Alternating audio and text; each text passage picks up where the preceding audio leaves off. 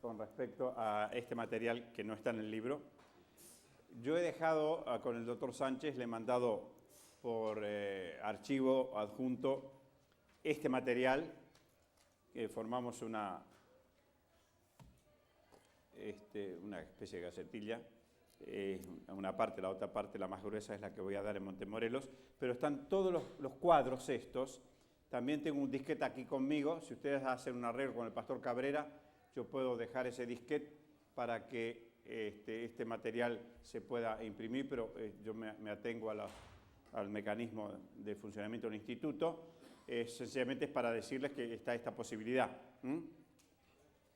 Bien, ahora quiero mostrarles, a ustedes les interesan los textos bíblicos. Ahí están los textos bíblicos que apoyan lo que hemos estado mencionando, ¿no es cierto? Vean ustedes allí las mismas preguntas, las respuestas y entonces la apoyatura bíblica. El hombre visto por el naturalismo y por el sobrenaturalismo. Por supuesto que sobrenaturalismo, por eso yo le aclaro ahí cristiano, también creen en algo fuera de uno mismo, los budistas, los brahmanistas, los hinduistas, etcétera, las otras religiones. Por eso yo aclaro que estoy presentando la propuesta del sobrenaturalismo cristiano. Y aquí está la apoyatura, ahora sí, con versículos de las Sagradas Escrituras. Esto también está en la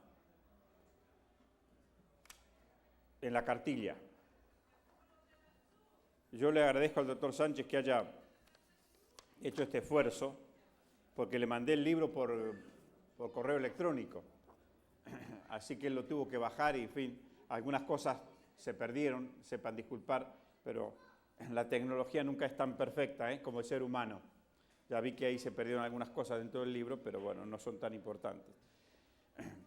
Toda esta concepción antropológica cristiana bíblica hacen que podamos definir al hombre, el objeto de la historia, y por lo tanto de la filosofía de la historia, como una unidad bio, psico, social, espiritual. Esto es una unidad sellada.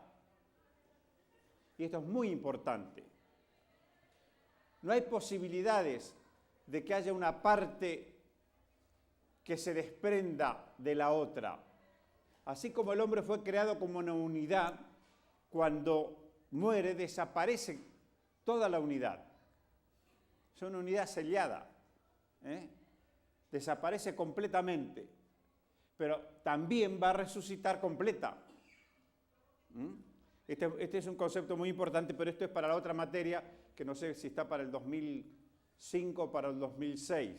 El compromiso que contraje con el doctor Sánchez es, este año, esta materia, creo que el año que viene es historia de la Iglesia Cristiana Adventista, desde 1844 hasta nuestros días, y en el 2006 tendré que dar filosofía de la educación cristiana. Y ahí sí vamos a desarrollar bien este concepto. Por ahora solamente les muestro la zanahoria, adelante, para que no dejen de venir en el 2006, aunque ya estén graduados. Ustedes saben que en cuanto a estudio nunca se gradúa uno. Bueno, y ahora sí estamos en condiciones, una vez que vimos que la filosofía de la historia se tiene que ocupar de reflexionar sobre los hechos que provoca el hombre, que es el sujeto de la historia, podemos dar una definición de filosofía de la historia. Es una rama especial de la filosofía que tiene por objeto indagar la esencia de la historia o las leyes generales que la rigen o el sentido fundamental de la misma, es decir, analizar los primeros principios o las últimas causas de la historia o dar una visión totalizante de ella más allá de los hechos particulares. O sea que la filosofía de la historia es una reflexión, digamos, la síntesis de esta definición es una reflexión sobre el hecho histórico. Es una reflexión sobre el hecho histórico, pero es una visión totalizante. vean ustedes por qué. Porque también la filosofía es una visión totalizadora. ¿De qué dijimos? De la vida, del hombre, del espíritu. La filosofía de la historia también es una reflexión sobre todo. Por eso los historiadores podemos caer en la tentación de la soberbia. Yo siempre gasto a mis colegas de las otras disciplinas, porque en realidad los historiadores tenemos un campo muy grande. Nosotros nos podemos dedicar a hacer la historia de todo. Y de hecho lo tenemos que hacer. Lo trágico es cuando la historia de alguna disciplina se la pone a hacer otro que no es de la disciplina histórica. Lo que sí tenemos que trabajar es en forma conjunta con el especialista. Por ejemplo, yo he trabajado mucho en historia de la economía. Bueno, por mi oficio es la historia. Entonces puedo hacer la historia de la economía, pero necesito también a un economista que me ayude. Yo puedo hacer la historia de la biología, puedo hacer la historia de la astrofísica. Me compete. Por eso que tenemos la historia de la filosofía, de hecho. ¿No es cierto? Por eso podemos caer en la tentación de la soberbia, de ser el libro, allá decíamos, el libro gordo de Petete, ¿no? El que lo sabe todo. Pero bueno, nos compete esa tarea también. Entonces, la filosofía de la historia es la reflexión sobre, esta cosa sintética, es la reflexión sobre la historia. La reflexión sobre la historia.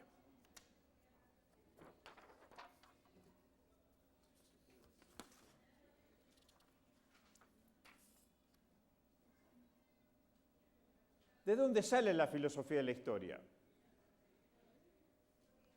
En esta clásica clasificación de este filósofo alemán, Christian Wolff,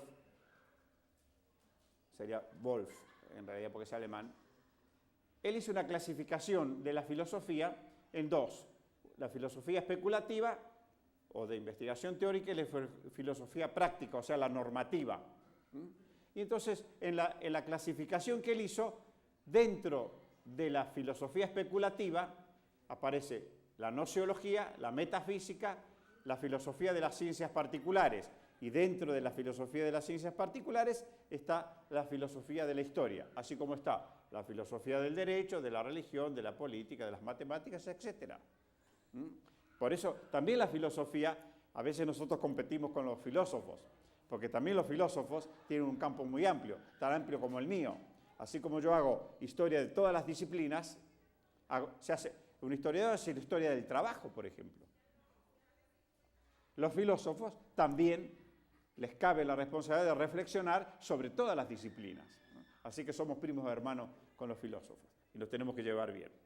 Ahí está entonces la filosofía de la historia dentro de las filosofías de las ciencias y dentro del cuadro grande, dentro de las filosofías especulativas o de la parte especulativa de la filosofía. Esta es una clasificación que se enseña en la escuela secundaria, supongo que por aquí también. Bien, ahora alguien dirá, ¿qué es esta locura de la filosofía de la historia? ¿Tiene alguna importancia? Bueno, el primero que usó el término filosofía de la historia es Voltaire, el famoso filósofo francés. Pero él en realidad la aplicó no para reflexionar sobre la historia, sino porque él hizo una historia universal que por supuesto llegó hasta los tiempos de Luis XIII, que él estaba vivo. Pero él le llamó en realidad filosofía de la historia es el primero que usó la palabra, pero no lo aplicó con el sentido que tiene ahora, sino que él la aplicó a una especie de historia universal. El que sí ya lo aplicó con el sentido que tiene ahora es el famoso filósofo Jorge Federico Hegel, el famoso filósofo alemán. Y él definió a la filosofía de la historia como la observación pensante de la historia. Ahí tiene otra definición. La observación pensante de la historia. Yo le dije, es la reflexión filosófica sobre la historia. Hegel decía, es la observación pensante de la historia. La historia universal es el despliegue, decía él, fíjese qué interesante esto. La historia universal es el despliegue del espíritu en el tiempo. Lamentablemente Hegel cayó en el panteísmo, ¿no? En el tiempo, desde Oriente hacia Occidente. Y aquí, este es otro tema que voy a desarrollar allí en la conferencia que vamos a dar en Montemorelos. Como nosotros, hermanos, no tenemos de qué avergonzarnos. Cuando la Biblia nos dice que la historia empieza allí en la unión entre los ríos Éufrates y Tigris, la Biblia no mintió. Muchos años después, por los años 50 del siglo XX, un famoso historiador llamado Samuel Kramer, fruto de sus investigaciones, buscando las raíces de la historia donde estaban, él escribió un libro que se llama La historia empieza en Sumer, o en Sumeria, allí por donde anduvo Abraham, por donde hubieron los patriarcas. La historia empieza en Oriente, dice Hegel, y se desplaza hacia Occidente. Y esto es muy importante tenerlo en cuenta, porque así lo presenta la Biblia también. Pero el origen de la filosofía de la historia, dice Ernesto Renan, un famoso escritor francés que vivió entre 1823 y 1892, Ernesto Renan. Este es un concepto importante. Ernesto Renan.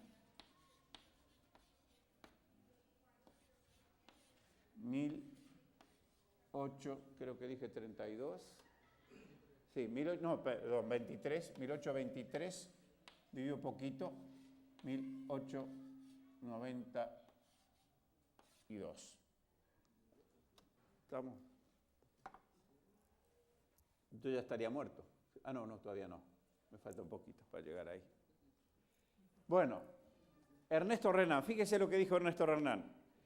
Por eso yo presenté, mis hermanos, esta disciplina, porque ustedes le pueden llegar con estas personas que piensan diferente, que tienen otra formación, universitarios, etcétera, pensadores, los pueden llevar, porque a la gente hay que correr para el lado que dispara.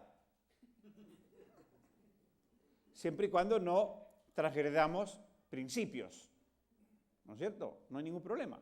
Mientras no transgredamos principios, corramos por el lado que donde disparan ellos. Pero lo importante es que nosotros los vayamos llevando al mismo lugar donde los podríamos llevar con la Biblia. Porque a esa gente a veces usted no puede ir directamente con la Biblia. Pero fíjese lo que dice este pensador muy respetado en todo el mundo intelectual, este francés, Ernesto Renan. Dice, Renan nos remite al pueblo hebreo y afirma que el autor del libro del Antiguo Testamento, el libro de Daniel, es el verdadero creador de la filosofía de la historia.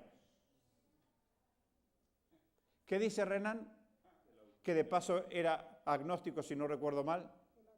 Él dice que el verdadero creador de la filosofía de la historia, él dice, es el autor del libro de Daniel.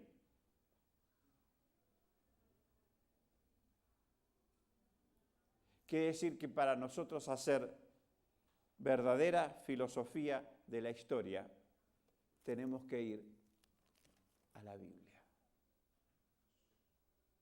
Y la verdadera filosofía de la historia está en la Biblia. Pero nosotros se lo vamos a decir de otra manera a la gente, por otro camino. Y entonces, finalmente, vamos a tener que abrirle la Biblia y por lo menos explicarles Daniel capítulo 2. ¿No es cierto? Y dice entonces, allí, dice efectivamente los profetas de cuya información nos habla la Biblia, se destacaron como filósofos de la historia porque concentraron su atención en los hechos por venir y así paradójicamente valoraron la historia e inauguraron una reflexión de segundo grado sobre ella. Creo que nosotros iniciamos este libro por aquí con una leyenda Ustedes ven el librito, aquí está, me parece que está, acá está. En la página 14 del libro, ustedes tienen una expresión de un filósofo alemán que dice así: la historia es un profeta que mira hacia atrás, porque el profeta, en todo caso, es un historiador que mira hacia adelante, aunque el historiador en realidad no puede mirar nunca hacia adelante, porque mira hacia atrás. El historiador investiga el pasado. Para conocer el futuro, tenemos que ir al profeta. Nosotros solamente, y ahí viene, para que se nos baje el orgullito a los historiadores, nosotros apenas tibiamente, a través de la reconstrucción del pasado, podemos entender el presente y de alguna manera vislumbrar el futuro. Yo siempre le digo que esos personajes que tienen derecho también a la salvación, que son los ministros de Economía de todos los países, tienen derecho a la salvación, aunque nos llevan a la ruina los seres humanos. Pueden saber mucho de economía, pero les puedo asegurar que no saben nada de historia. Porque si supieran de historia, por lo menos en mi país, los ministros de Economía han metido, nosotros decimos en lenguaje criollo no castellano, han metido la pata, el foot, en el mismo agujero más de una vez. Y ustedes saben que no hay ningún animal de la naturaleza que haga eso. Ningún animal de la naturaleza mete la pata en el mismo agujero más de una vez. Una vez puede ser, pero dos ya no. Los seres humanos las metemos 3 y 4 veces en el mismo agujero, especialmente los ministros de Economía.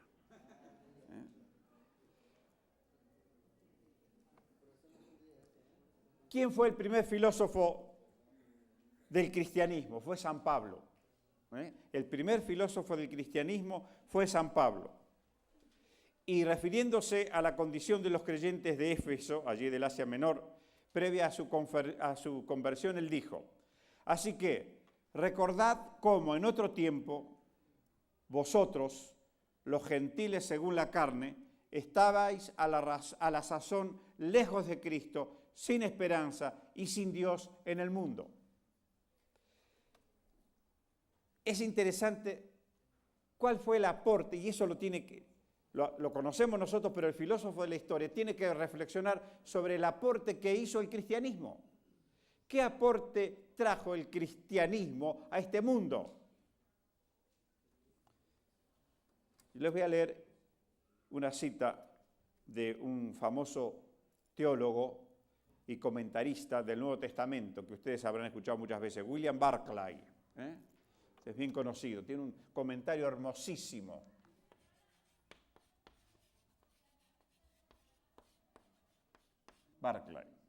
Barclay es un profesor que falleció no hace mucho, del Trinity College de Glasgow, en Escocia. Murió en 1978. Nació en 1907 y murió en 1978. Para mí no hace mucho, ¿bien? Para ustedes que andaban gateando, jugando a la bolita, no habían nacido, es mucho. Bueno, él dice así: aún en los días de mayor tribulación y amargura, los judíos jamás dudaron de la venida del Mesías, pero los gentiles no poseían tal esperanza. Jamás conocieron ni esperaron un Mesías. Veamos ahora los resultados de esa diferencia. Para el judío, por eso dice que los verdaderos fundadores de la filosofía de la historia son los judíos. Es el pueblo hebreo. Y el primer filósofo de la historia, dice, es Daniel, que era judío. Entonces dice, veamos ahora los resultados de esa diferencia. Para el judío, la historia siempre conducía a una meta. Fuera como fuera el presente, el futuro se preveía glorioso. Toda la vida era el llamado de un presente imposible a un futuro radiante. Esto significa que el punto de vista judío de la historia es esencial, inherente, innatamente optimista. Para los gentiles, por otro lado, la historia no se dirigía a ninguna parte. Los gentiles, como dijo San Pablo, estaban sin esperanza y sin Dios en este mundo. La gente habla frecuentemente de los griegos como del pueblo más esplendoroso de la historia, pero en el fondo de todo existía una melancolía griega y se vivía una especie de desesperación esencial, porque no sabían a dónde iban. Esto era casi desde los lejanos tiempos de Homero. Es verdad que los gentiles vivían sin esperanza porque estaban sin Dios. Israel, en cambio, mantuvo siempre una esperanza luminosa y radiante en Dios, que brilló con claridad y en forma inextinguible hasta en los días más terribles y oscuros. El gentil, mientras tanto, gustaba en su corazón de la desesperación antes que viniera Cristo a darle esperanza en su desesperanza. Yo les dije que, de acuerdo con la concepción judeo-cristiana, lo último siempre es lo mejor. Por eso Jesús, recuerdan que cuando se disputaban los lugares, Él dijo, no os preocupéis por ocupar los primeros lugares, porque los primeros serán postreros y los postreros serán primeros. ¿Por qué? Porque en el pensamiento hebreo siempre lo último es lo mejor.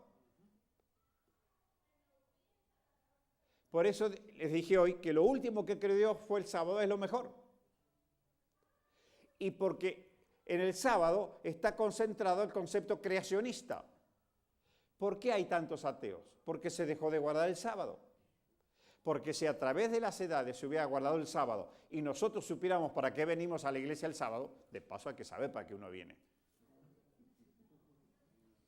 No es cuestión de venir como dijo don Alejandro. Bullón. No es cuestión de venir para cantarle el asientito.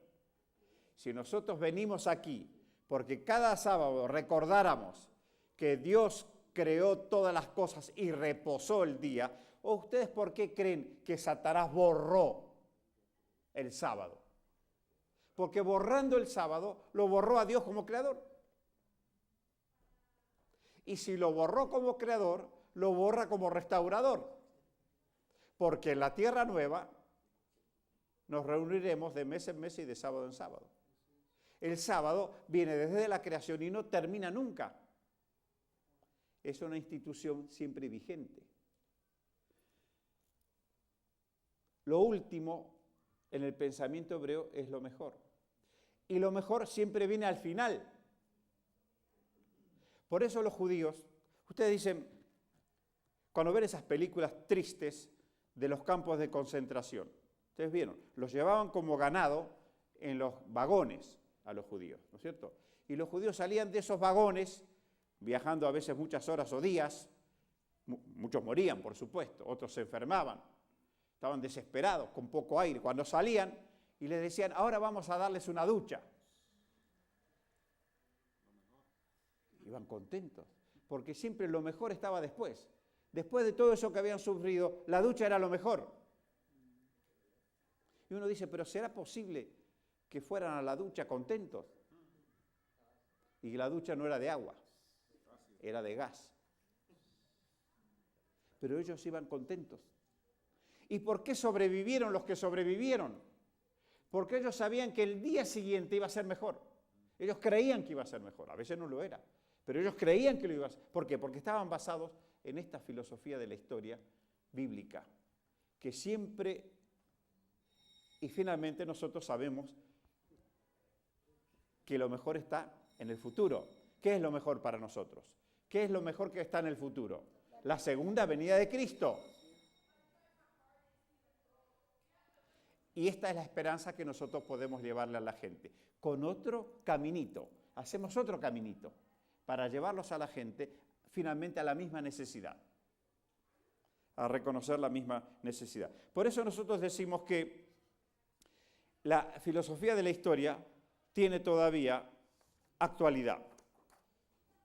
Está vigente la filosofía de la historia. En los últimos años se advierte, dice este mismo autor, se advierte en todos los países cultos una creciente dedicación a estudios de filosofía de la historia. Es probable que ello se deba a que vivimos en un tiempo de transición, de crisis. Más aún, admitiendo que sea así, se ha de recordar que la filosofía de la historia parece, salvo declinaciones momentáneas del interés por ella, como expresión de una inquietud permanente del espíritu humano. Por eso es importante la filosofía y la historia, y de alguna manera así lo vio el doctor Sánchez, para pensar que debía incluirse en el programa de formación que tiene para ustedes. Y de paso, tipos locos que se dedican a la filosofía de la historia hay muy pocos, pero el doctor Sánchez encontró un loco que conocí hace muchos años y entonces por eso me trajo. Pero realmente hay pocos que se dedican a la filosofía de la historia, pero la disciplina esta es importante. Bien, vamos a ver por qué es importante la filosofía de la historia. Por eso, vean ustedes este enfoque, hermanos. Yo lo hago desde la filosofía de la historia, pero los traigo a la Biblia, para que vean que hay otro camino para decir exactamente lo mismo. Ustedes sabrán cómo usarlo. O usan la Biblia de movida, de entrada, o usan la filosofía de la historia. Pero finalmente van a llegar al mismo camino. Van a llegar a la Biblia. Y ustedes ya van a ver eso. Pero ustedes criteriosamente, por eso están siendo formados diferentes, van a saber qué usar. Yo les entrego esta herramienta, pero les voy mostrando paralelamente que no estamos diciendo cosas diferentes. Lo decimos diferente, pero no decimos cosas diferentes. Decimos lo mismo, de otra manera. Entonces, vean ustedes, ¿por qué este es un filósofo católico que falleció muy joven, a los 53 años? Era titular de la Cátedra de Filosofía y la Historia de la Universidad Nacional de Buenos Aires. Él decía, ¿por qué la gente se vuelca a la filosofía de la historia? ¿Por qué la gente consume libros de filosofía de la historia? Y él dice, la pérdida de confianza en el progreso de la humanidad. Ustedes saben que a partir del iluminismo, esta filosofía del siglo XVIII, que permeó la Revolución Francesa y todavía sigue hasta nuestros días, por ejemplo, el capitalismo, tan actual aquí en los Estados Unidos, forma parte de este movimiento del iluminismo. Es una de las vertientes del iluminismo, de la teoría del progreso. ¿Qué dice la teoría del progreso? Que el hombre, basado sobre la teoría de la evolución, esta concepción está basada en la evolución, el hombre marcha hacia un progreso indefinido. Esa es la idea que surgió por el siglo XVIII, 1700 y pico por allí. Y siguió hasta hace muy poco, cuando se dio cuenta que era una teoría equivocada. Pero bueno, la gente se dio cuenta que en realidad la humanidad no marchaba hacia un progreso, sino que todo lo contrario, marchaba hacia su destrucción. Y lo vamos a ver más adelante. Los peligros de exterminio que se ciernen sobre nosotros han llevado al hombre a pensar en la filosofía y la historia, a tener interés. El hecho de que hemos vivido más historia que en otras épocas, está hablando por supuesto del siglo XX. En el siglo XX se vivió tal cantidad de acontecimientos que se habla de la aceleración de la historia. No es lo mismo estudiar lo que ocurrió en el siglo XIX, ni en el XVIII y más para atrás. Era poquito, comparativamente con lo que vivimos en el siglo XX. Tantas cosas de pronto que fueron aconteciendo tan rápidamente. Yo les digo que en este momento, si a mí me preguntan cómo están constituidos el continente africano, cómo está dividido, ya le perdí la cuenta. ¿No es cierto? Con todos los países que fueron surgiendo, le perdí la cuenta. Y eso, que eso vino ocurriendo especialmente a partir después de la Primera Guerra Mundial y después más con la Segunda, cómo fueron surgiendo países nuevos en el África. Esos son acontecimientos históricos. Y si a eso le sumamos las revoluciones internas que continuaron, es una constante histórica. Cuando un país se independizó, lamentablemente por esa naturaleza humana caída, entró en guerra civil. Y lo que nos pasó a todos los países latinoamericanos. Nosotros los argentinos el 25 de mayo nos juntamos allí allí en esa ciudad que ya siempre me olvido, de la Florida, varios argentinos y celebramos el 25 de mayo. El 25 de mayo para nosotros es una fecha patria importante, porque se produjo la Revolución de Mayo, que comenzó por separarse del Imperio Español. Pero esa es la historia de toda Latinoamérica. ¿Qué pasó después de eso?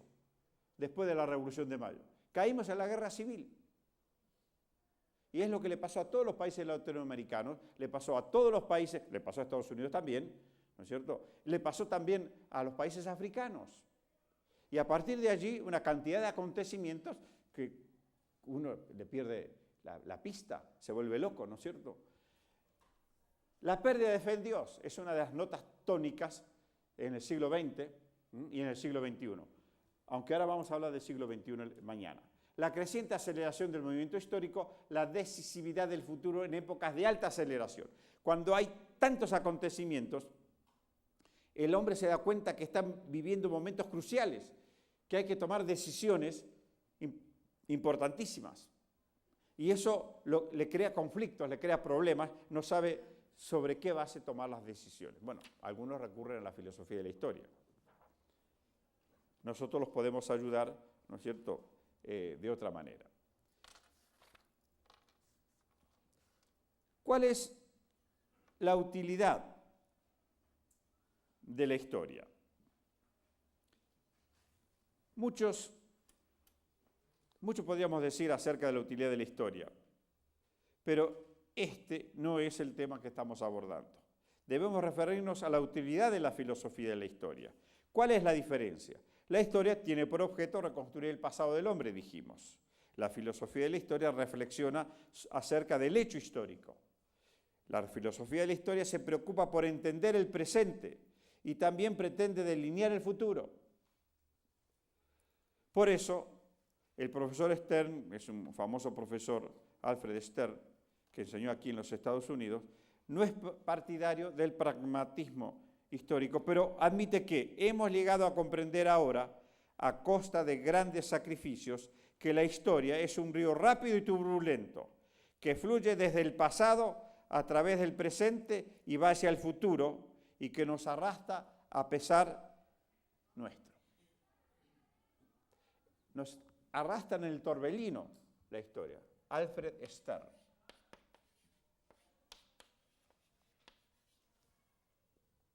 Y nosotros nos vemos dentro de ese torbellino. Comprender esta historia en el sentido de conocer para prever y para actuar significa simplemente haber estudiado sus fuerzas y corrientes en el pasado inmediato a fin de poder anticipar con alguna probabilidad hacia qué lado nos arrojará la próxima ola. Esta es la importancia de la filosofía de la historia. Por eso yo les digo, nosotros tenemos la profecía. Como nos dijo una vez, cuando ahí leyó el pastor en mis antecedentes, que tuve el privilegio de participar en el equipo, el núcleo pequeño de la creación de la Universidad Adventista del Plata. Era un grupo de 100 personas, pero que lo coordinaba un grupo muy pequeño. Yo era coordinador adjunto. Y cuando nos dieron la universidad, ese día allí estaba el rector, que era el rector del viejo Colegio Adventista del Plata, que pasó a ser rector de la universidad. Estaba el coordinador y estaba el presidente de la Unión, que era el pastor Rubén Pereira. Ahí estaban, esperando que saliera el ministro con el decreto que firmaba el presidente de la Nación. Y finalmente salió. ¡Qué emoción! 7 de diciembre de 1990. Y salió con el decreto, y entonces el funcionario del Ministerio de Educación le entregó el decreto firmado y le puso la mano en el hombro un hombre grandote, y el profesor Olmedo, un hombre bajito, que era el coordinador del proyecto, y le dijo: bueno, profesor Olmedo, a partir de este momento ustedes dejaron de ser una iglesita, porque a una iglesita ningún Estado le va a dar una universidad. Y a partir de ahora, ustedes tendrán que hacer lo poquito que todavía no hicieron, porque ustedes la tienen muy fácil. Tienen la Biblia en donde ustedes se basan para llevar adelante el programa educativo. Pero como si la Biblia no alcanzara, o ustedes lean entre paréntesis, fueran tan torpes, tienen la Elena de White, que los ayuda a entender lo que ustedes no puedan entender de la Biblia. Y lo poquito que la Biblia y el espíritu de profecía que nosotros le llamamos, y Elena de Ajuay dijo él, no les dice, ustedes todavía no lo hicieron. ¿Qué es? La bajada, lo instrumental, lo concreto, es lo único que tenemos que hacer. Fíjense,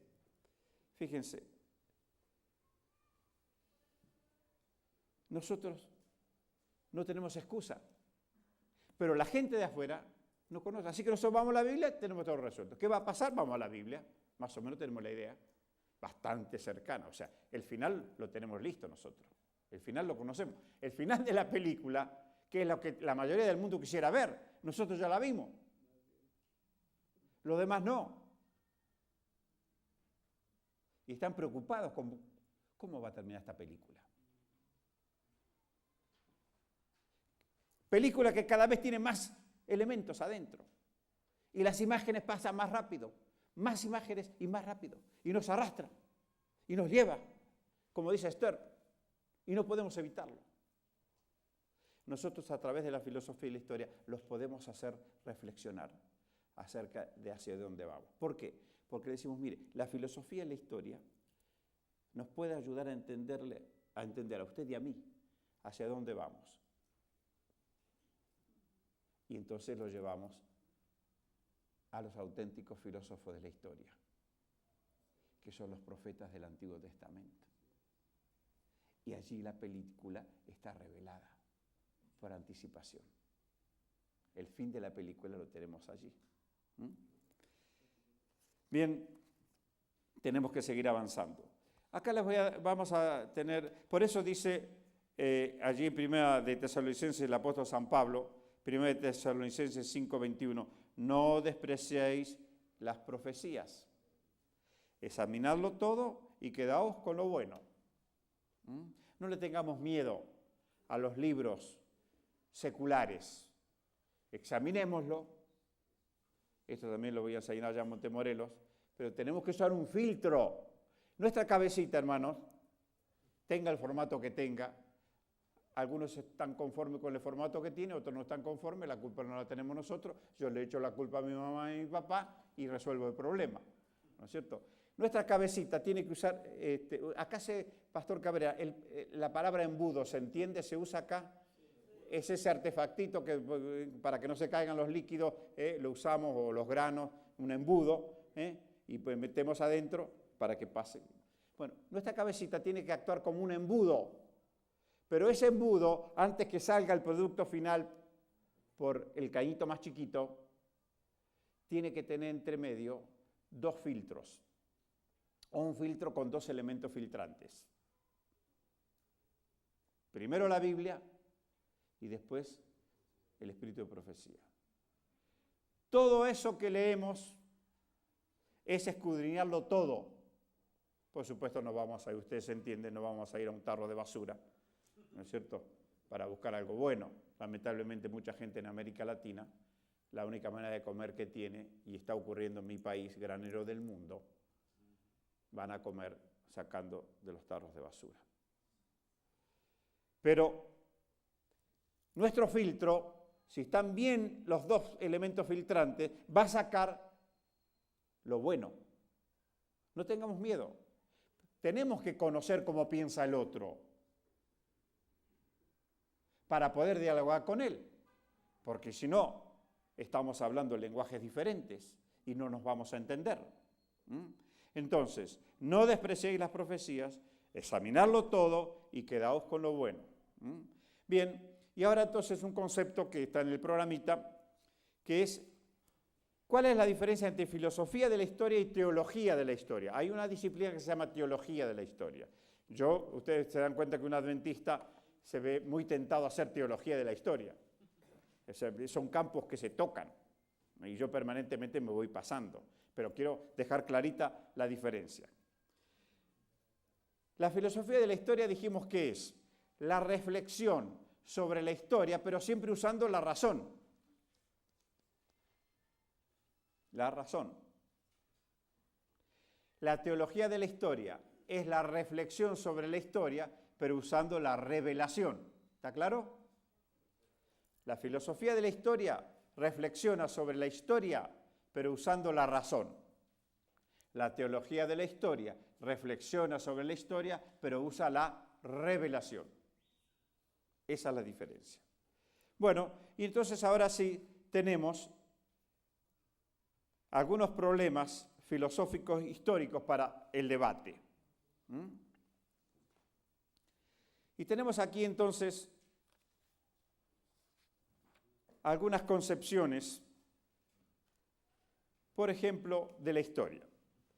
Hay tres concepciones a las cuales yo me voy a referir en esta noche. En primer lugar, los pueblos orientales, entiéndase, por ejemplo, la India, la China, todo el sudeste asiático, todos los budistas, digamos, los hinduistas, los brahmanistas, los que siguen la filosofía zen, el taoísmo, que son del Japón, estas dos últimas, todas ellas, juntamente con, fíjense, los griegos y los romanos, tenían una concepción cíclica de la historia. Es decir, que la vida era así. Tenía un comienzo y volvía sobre sí mismo y volvía a recomenzar. Era circular, concepción circular o cíclica de la historia. Todo empieza y termina, mejor dicho, no termina nunca, vuelve a empezar. Por eso ellos creen en la reencarnación. ¿Se dan cuenta? ¿Cómo podemos entender el pensamiento de esa gente? Por eso creen en la reencarnación. Entonces a esa persona no le preocupa demasiado lo que va a pasar con él. Porque de alguna manera él se va a reencarnar y a su vez él viene ya de una reencarnación y creen que cada reencarnación es mejor. Hasta que le dicen que se va a reencarnar en la suegra. Entonces allí se le mueve todo el tablero.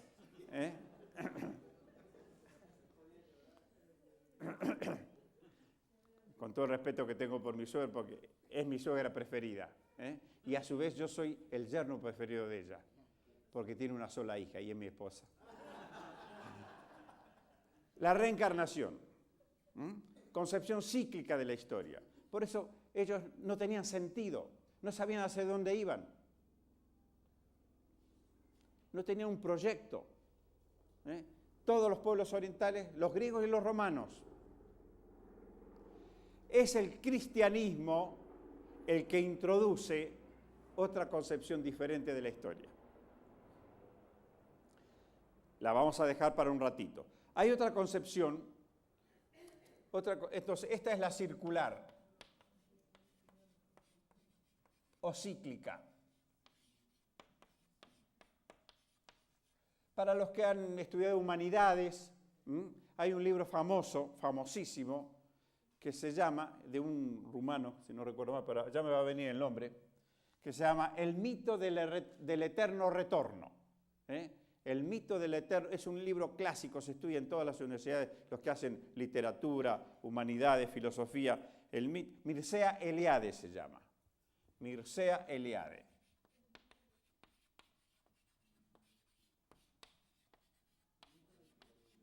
Mircea Eliade, el mito del eterno retorno. Hace alusión a todas estas concepciones.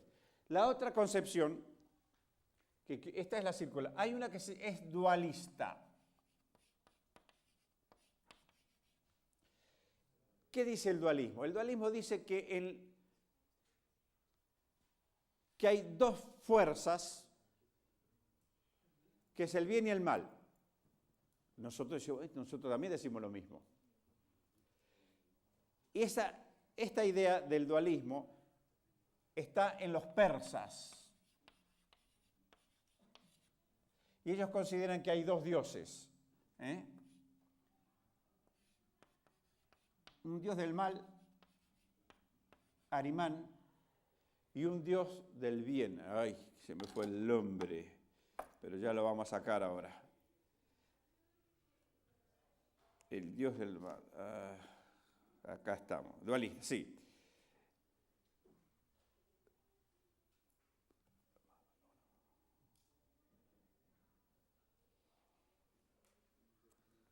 Aura Mazda.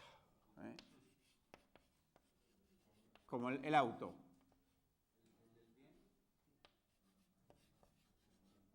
El del bien. ¿Bien? Mal. Entonces, que están luchando entre sí. Los dos con categoría de dioses. Claro, lo que pasa es que al principio eran monoteístas, los persas, pero no podían explicarse el mal. Entonces crearon otro Dios para el mal. Para nosotros Satanás no es Dios, por supuesto. ¿No es cierto? Es un ser que creó Dios, no a Satanás, sino creó un Dios perfecto y él se hizo malo a sí mismo. Esta es una pregunta muy difícil para contestar, pero la única manera que la podemos contestar es esta. Dios creó al hombre perfecto y libre. Y si lo creó libre, no puede, puede, pero no coarta la libertad del hombre con la que Dios lo creó. No lo obliga a hacer lo que Dios le pide. Le ruega, le implora, etcétera, etcétera, le presenta el camino del bien, el camino del mal, aquí, como dice la Biblia, en Deuteronomio, le implora, métete en el camino del bien, para que te vaya bien, pero no lo obliga. ¿No es cierto? Los persas, como no podían explicarse el origen del mal, crearon un dios del mal. Y a eso se le llama dualismo. Hoy día tiene poca presencia. Y finalmente está el concepto cristiano, entonces tenemos 1, 2, y el concepto cristiano que es lineal. Nosotros creemos que todo tiene un comienzo y tendrá entonces un fin. Y este es un aspecto sumamente importante. Ahora, ¿qué dice la filosofía de la historia? Y este es el tema que vamos a desarrollar. ¿Cuánto tenemos, pastor, todavía? 5 minutos. Muy bien. Este es el tema que vamos a empezar a desarrollar ahora. Bien. Por eso yo pongo acá, y esta es la parte que ustedes tienen que leer. Yo voy a dar solamente unas claves para entender. Solamente tienen, ¿cuántas páginas dijimos que eran? Poquitas. De las 170 y algo, 178, no sé dónde, acá está, a ver, yo puse de las 118 a las 174. Pero fíjense, el fin de la historia enfocado desde la filosofía de la historia. Pero esto yo lo presenté en distintos círculos intelectuales. La gente se quedó impresionada, hermanos. Es el camino para llegar a esa gente. Pero finalmente, como decía este viejito comunista, finalmente dice, usted deja todo en manos de Dios. Y sí, le dije, porque no hay otra solución.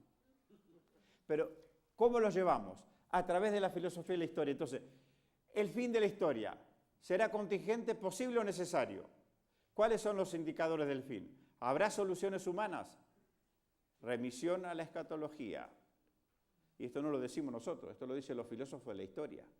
Ustedes ya estudiaron escatología. Estuvieron acá con mi colega, mi querido amigo, don Humberto Raúl Treyer, el hombre que tiene todos los conocimientos en su cabeza. Por suerte la tiene grande. Por eso él puede saber tanto y yo tan poquito. Porque a mí mi mamá me hizo una cabeza chiquitita, en cambio a él la mamá le hizo una cabecita grande. Pero también le dio unos buenos fundamentos para que no se bambolee. Don Humberto Raúl Treyer. Con él estudiaron escatología, Daniel estudiaron ustedes, ¿no es cierto? Bien. Y Apocalipsis también, los dos, Daniel y Apocalipsis.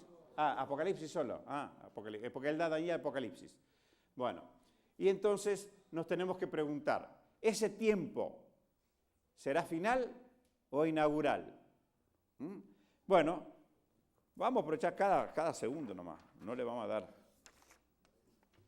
Vamos a definir estos conceptos y con esto terminamos la noche. ¿Qué se entiende por contingencia? Vamos al diccionario. El mataburro le llamamos allá. Vamos al diccionario. Posibilidad, contingencia. Posibilidad de que una cosa suceda o no suceda.